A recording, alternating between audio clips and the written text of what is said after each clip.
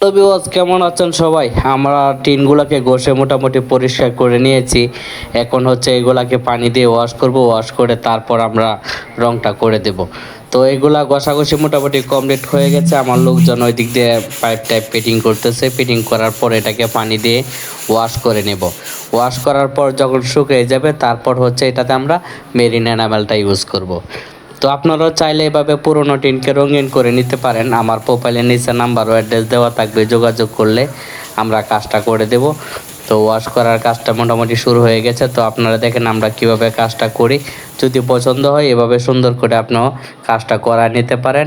আমরা এই টিনগুলোকে ঘষে পরিষ্কার করে এখন পানি দিয়ে ওয়াশ করে দিতেছি। এটা শুকিয়ে গেলে তারপর হচ্ছে আমরা এটাতে মেরিন এনামেলটা করে দেব। মেরিন এনামেলটা করে দিলে অনেক দিন টেকসই হবে। আপনারা চাইলে এভাবে সুন্দর করে কাজটা করে নিতে পারেন।